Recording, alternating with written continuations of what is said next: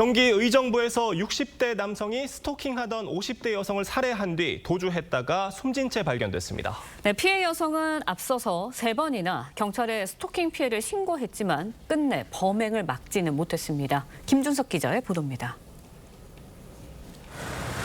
저녁 5시쯤 의정부시의 한 노인보호센터에서 50대 여성이 스토킹을 하던 남성이 휘두른 흉기에 목숨을 잃었습니다. 제가 알기로는 모시다 드리고 와서 잠깐 혼자 있었던 거지. 피의자는 피해자와 1년 정도 함께 일하다 지난해 11월 퇴직한 60대 남성. 남성은 오전 10시 반쯤 등산객이 많지 않은 수락산 중턱에서 숨진 채 발견됐습니다. 올해 3월 14일 남성은 피해자 집을 찾아가 스토킹한 혐의로 처음 경찰에 신고됩니다. 이후 남성은 5월 다시 피해자에게 밥을 해달라는 등 문자 메시지를 보내 2번째 신고가 됐고 6월 스마트워치가 지급됩니다. 하지만 남성은 7월 20일 다시 피해자 집을 찾아가 현행범 체포된 뒤 연락 및 접근 금지 명령을 받게 됩니다. 스마트워치는 20일엔 작동했지만 범행 당시엔 작동하지 않았습니다. 소파 위 숄더백 고리에 부착해 있었습니다. 이제 어떤 원인에 의해서 작동을 못했는지는 확인이 좀 어렵긴 한데요. 3번의 스토킹 등 신고와 안전 조치에도 비극을 막지 못한 겁니다. 경찰은 피의자 사망에도 피해 여성에게 어떤 요구를 해왔는지 범행 동기와 함께 스마트워치가 작동하지 않은 이유 등을 조사할 계획입니다. TV조선 김준석입니다. 전해드린 대로 의정부의 한 노인보호센터에서 50대 여성이 60대 남성에게 살해당하는 일이 발생을 했습니다. 이 두 사람 과거에 일을 같이 했던 사람 사이라고 해요. 그렇죠. 가해자 60대 남성과 피해자 50대 여성은 한 1년 정도 같은 직장에서 근무를 했던 것으로 알려지고 있습니다. 남성이 작년 11월에 퇴사를 했는데 올해 한 3월 정도부터 이 여성을 찾아왔었던 것이죠. 그래서 3월에는 집에 와서 행패를 부려서 여성이 112에 신고를 한 바가 있었고 6월 같은 경우에도 신변보호 요청을 했습니다. 그래서 그때는 경찰에서 스마트워치를 지급을 하고 수시로 집도 순찰했습니다. 이번 사고가 일어나기 전에도 7월 20일에 집에 또 찾아왔다가 당시에는 가해자 남성의 현행범으로 체포가 되기도 했는데요.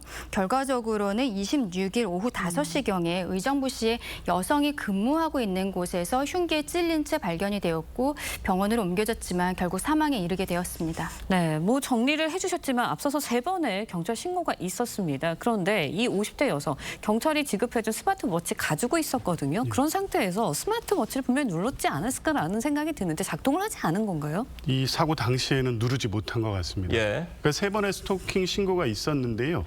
이 사고 직전인 20일에는 이 피해자분이 스마트워치를 눌렀습니다. 눌렀기 때문에 이제 경찰이 출동을 했고요. 출동해서 긴급 응급 조치를 할 수 있습니다. 이 접근을 금지시키거나 이런 조치, 임시 조치가 가능한데 이 직후에 경찰은 검찰에 스토킹 처벌법상 구조에 있는 잠정 조치를 신청했습니다. 이건 강제력이 좀 있습니다. 접근 금지하고 모든 연락 차단하고 이 구치소나 구치감에 구금할 수 있는 조치까지 가능하거든요. 그런데 검찰에서 이 신청을 반려했습니다. 그러니까 그게 납득하기 어려운데요. 실질적인 위험이 크지 않다고 판단한 것 같습니다. 근데 실제 이제 20일 날 이 스마트워치를 눌렀다고 하면 피해자로서 심각한 위기의식을 느낀 건데 당일 사고는 이 스마트워치를 손에 차서 이 긴급한 상황에 바로 누를 수 있는 상태가 아니었던 것 같고요.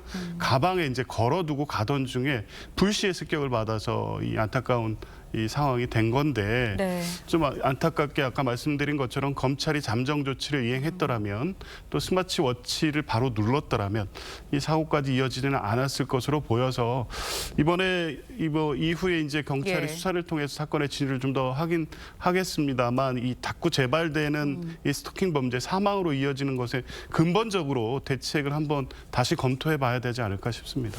지금 그런데 이 사건 발생 6일 전에 이 50대 50대 여성이 스마트워치를 눌러서 경찰이 60대 남성을 현행범으로 체포를 했었다고 해요.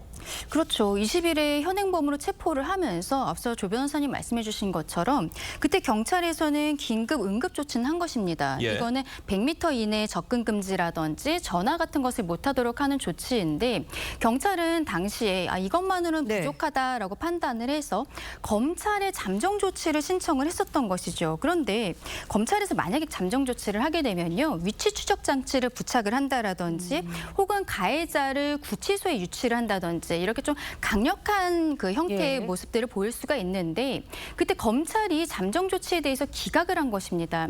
기각을 한 이유가 이게 지속적이고 반복적이지 않다라고 검찰에서 판단을 했던 거예요. 근데 앞서 말씀드린 것처럼 이 남성이 올해 3월부터 6월, 7월 이렇게 계속 찾아왔기 때문에 여성은 112에 3차례 신고를 했는데 네. 실상 여기에 대해서 조금 더 조사가 필요한 것이 여성이 찾아올 때마다 신고를 했을 것인가 예. 꼭 그렇지는 않았을 수도 있는 거거든요. 예. 그렇다면 여기에 대해서 지속적이고 반복적이지 않다고 검찰이 판단했던 것에 대해서는 좀 아쉬움이 있다. 여기에 대해서 조금 더 조사가 필요하지 않은가라고 생각합니다. 네, 관련한 범죄에 대한 뭐 여러 가지 조치들은 마련돼 있지만 발동하는 기준이 너무 높지 않나라는 생각이 드는데 일단 피의자 60대 남성 어제 오전 등산로에서 숨진 채 발견됐습니다. 이렇게 되면 앞으로 이 사건은 어떤 방향으로 흐르게 되는 건가요? 수사가. 피의자가 사망했기 때문에 예. 사건 자체는 공소권 없음으로 종결은 되는데요. 어제 경찰이 이제 브리핑을 하면서 사건이 이제 종결은 되더라도 사안의 사실관계에 대해서는 추가 수사를 통해서 명확하게 밝히겠다는 입장을 밝혔습니다. 이게 지금 말씀하셨다시피 이 스토킹 범죄에는 여러 사례나 유형이 거의 비슷하게 사망사고로 이어지는 것이 최근 발생하고 있다는 점에서 피의자가 사망했다고 하더라도 사실관계에 대한 검찰 수사는 좀 철저하게 이루어져야 될 것 같습니다. 알겠습니다. 오늘 두 분 말씀은 여기까지 듣겠습니다. 감사합니다. 고맙습니다.